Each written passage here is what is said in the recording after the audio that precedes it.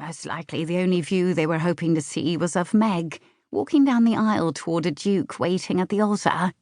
She'd never even met the man. And if it was up to her, she never would. There would be no chapel in her future, and no man waiting for her.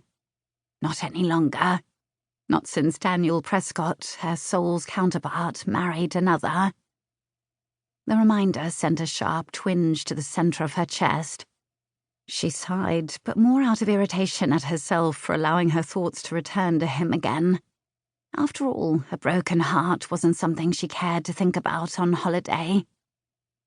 Standing, she shook out her striped skirts, then stepped over to the water's edge with a crust of leftover bread in hand. She shredded it, tossing the crumbs to a pair of pink swans, and watched as they bent their graceful necks toward the lily-pad dappled surface. We should be on our way if we wish to make the next coaching in by nightfall. Their little detour had already cost them a half-day, and Meg was eager for this summer of exploring the continent to begin. This trip would be her final foray as a debutante. One last hurrah before she put herself firmly on the shelf. Because when she returned to Wiltshire and her brother's house, she planned to devote the rest of her life to becoming a lovable and perhaps even meddlesome aunt to Brandon and Ellie's children. "Oh, but we cannot leave," Myrtle interjected fretfully, lowering her unfinished apple to her lap. "We have yet to see everything." Everything or everyone, Meg wondered wryly, as she brushed an errant raven curl from her forehead. "I dare say the grounds here could rival even those on your brother's estate," Maeve supplied in her usual no-nonsense tone. Well, that much was true. Meg had never seen gardens comparable to those at Crossmoor Abbey. In fact, she didn't think it possible. When the aunts had been all a-twitter over the prospect of visiting a keep, she'd pictured a sparse, utilitarian military ruins hidden behind the ramparts. Hardly anything to stir one's excitement. It wasn't until they'd driven over the drawbridge, an actual working drawbridge of all things, then through the crenellated gatehouse, that Meg had found herself awestruck. Caliburn Keep was no medieval fortress. It was a palace of such splendor that it stole the breath from her lungs. There was something altogether fanciful in her surroundings.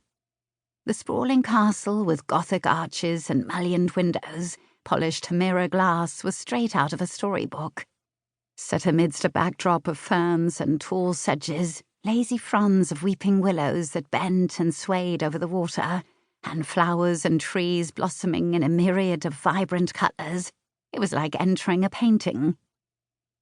"It is quite lovely here," she reluctantly admitted, watching the swans float around the bend toward a low waterfall flanked by clusters of golden-tipped bulrushes. "Then it's settled," Myrtle said with relief.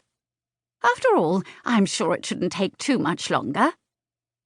Meg turned her attention back to the aunts in time to see the older nudge the younger with her elbow.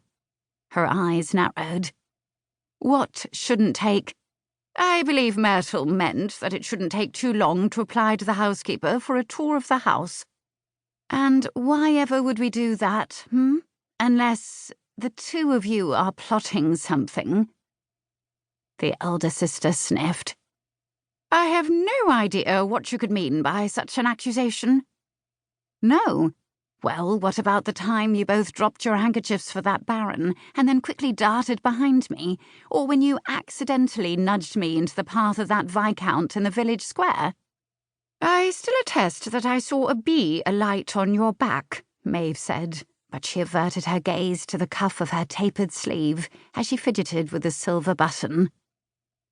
"Besides," Myrtle chirruped, "it isn't as though we've given any thought to a chance encounter with the Duke, or imagined that his Grace would take one look at you in your becoming blue frock and fall madly in love with you, or that he would be so overcome with passion that he would take your hand, drop on bended knee, and—" Her words trailed off when Meg huffed and put her hands on her hips. She'd known it wasn't the driver's mistake that had brought them here. This only confirmed it.